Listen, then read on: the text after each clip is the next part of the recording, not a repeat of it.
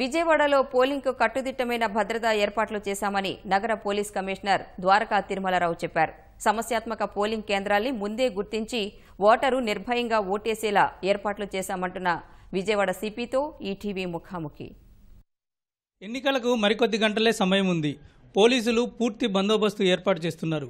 ఎటువంటి బందోబస్తు ఏర్పాటు చేస్తున్నారని చెప్పేందుకు ప్రస్తుతం మనతోటి విజయవాడ సిపి ద్వారకా తిరుమలరావు గారు ఉన్నారు. వారిని అడిగి పూర్తిగా సమాచారం తెలుసుకుందాం. చెప్పండి సార్, మరికొద్ది గంటల్లో ఎన్నికలు జరగబోతున్నాయి. మీరు బందోబస్తు ఎటువంటి ఏర్పాట్లు చేస్తున్నారు? మనకి సుమారు ఇంకా 30 గంటల్లో 30-40 గంటల్లో ఎన్నికలు స్టార్ట్ అవబోతున్నాయి. విజయవాడ కమిషనరేట్ పరిధిలో ఉన్నటువంటి అన్ని అసెంబ్లీ నియోజకవర్గాలు, పార్లమెంటరీ నియోజకవర్గాలకు సంబంధించి బందోబస్తు ఏర్పాటు చేయడం జరిగింది. మనం ముందస్తు చర్యలు చాలా ఒక 2 నెలల పై నుంచి తీసుకోవడం జరుగుతూ ఉంది. వారెంట్స్ అన్ని ఎగ్జిక్యూట్ చేయడం, పెండింగ్ ఉన్నటువంటి నాన్ బెయిలబుల్ వారెంట్స్ అన్ని ఎగ్జిక్యూట్ చేయడం జరిగింది. అట్లే ఆయుధాలన్నీ స్వాధీనం చేసుకోవడం జరిగింది. ఎవరైతే రౌడీ షీటర్లు కానీ లేకపోతే ఇబ్బందులు గురి చేసేటువంటి ట్రబుల్ మాంగర్స్ ఉన్నారో వాళ్ళందరినీ కూడా బైండ్ ఓవర్ చేశాము. వాళ్ళందరి దగ్గర హామీ పత్రాలు తీసుకున్నాము. ఎలక్షన్ టైంలో అయితేనేమి నెక్స్ట్ 6 months వరకు ఏ విధమైనటువంటి గొడవలు చేయమని చెప్పి తీసుకోవడం జరిగింది.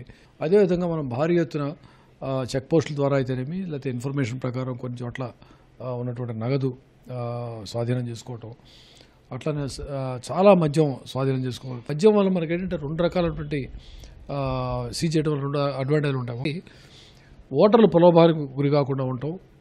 ఏదైనా అన్ఫేర్ ప్రాక్టీసెస్ ఏ అభ్యర్థి కూడా చేయకుండా చూడటం అనేది ఒకటైతే, మద్యాన్ని కనుక మనం కంట్రోల్ చేసినట్లయితే జనరల్లీ మర్నాడు గొడవలు జరగకుండా మనం చూసుకోగలుగుతాం. ఈ విధంగా దానికి సంబంధించి మేము 3 అంచెల భద్రత కూడా పెట్టడం జరిగింది. పోలింగ్ స్టేషన్ బందోబస్తు, అలానే mobile parties, special striking forces, తర్వాత అదనంగా ఉన్నటువంటి అధికారులు ఎవరైతే ఉన్నారో క్రైమ్స్లో ఉన్న వాళ్ళందరినీ కూడా అన్ని పోలీస్ స్టేషన్లకు అలాట్ చేయడం జరిగింది. వాళ్ళందరూ కూడా బందోబస్తు వాడుకుంటాము. అట్లానే మనకు బయట నుంచి వచ్చిన కేంద్ర బలగాలు అయితేనేవి, మధ్యప్రదేశ్ బలగాలు అయితే అందరినీ వాడుకొని ఎలక్షన్ సజావుగా జరగడానికి అన్ని విధాల చర్యలు తీసుకున్నాం. విజయవాడ కమిషనరేట్ పరిధిలో ఎన్ని సమస్యాత్మక ప్రాంతాలు, పోలింగ్ స్టేషన్లు ఉన్నాయి? దీనికి సంబంధించి మీరు అక్కడ ఎటువంటి బందోబస్తు ఏర్పాటు చేస్తున్నారు? అంటే మనకి మొత్తం 1588 బూతులు ఉన్నాయండి, పోలింగ్ స్టేషన్స్. అవి 505 ప్రాంతాల్లో ఉన్నాయి. అందులో 300 ప్రాంతాలు మనం సమస్యాత్మకంగా తీసుకోవడం జరిగింది. సమస్యాత్మకంగా ఎందుకు పెట్టినామంటే ఇది సీరియస్ అఫెన్స్ జరుగుతాయనే ఉద్దేశం కాదు, లా అండ్ ఆర్డర్ ప్రాబ్లం కాదు.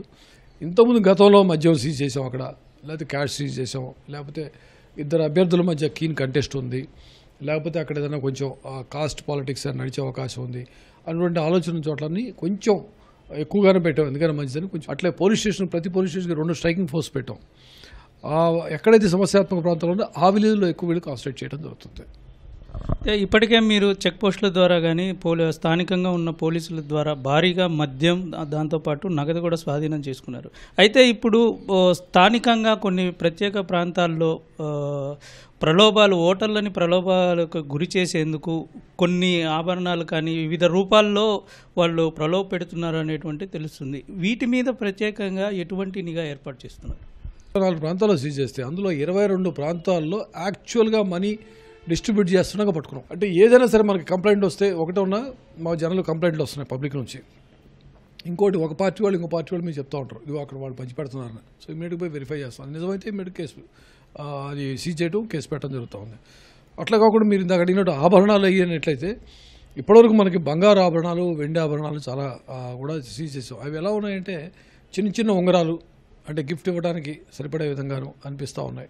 అట్లాంటివి కూడా ఉండబట్టి వాటిలన్నిటి మేము ఒకటే ఉన్నా సీజ్ చేయడం, తర్వాత జిఎస్టీ వాళ్ళకి చెప్పడం, కమర్షియల్ ట్యాక్స్ వాళ్ళకి, అట్లా ఇన్కమ్ ట్యాక్స్ వాళ్ళకి తెలియజేయడం, ఎంసీసీ టీంకి చెప్పడం, సీజ్ చేయడం, మ్యాజిస్ట్రేట్కి చెప్పి కేసు బుక్ చేయడం, ఇవన్నీ చేస్తూ ఉన్నాం. ఈ విధంగా చేయడం వల్ల ప్రలోభాలకు గురి చేయడానికి ప్రయత్నించేటువంటి అభ్యర్థుల యొక్క ప్రయత్నాలు మేము అప్పటికప్పుడు బొమ్మ చేయగలుగుతున్నాం. ఈవీఎంస్ని పోలింగ్ కేంద్రాలకి తరలించేటప్పుడు ఎటువంటి జాగ్రత్తలు తీసుకుంటారు? అదే పూర్తి వివరాలు నేను ఇవ్వను, కానీ ఈవీఎంస్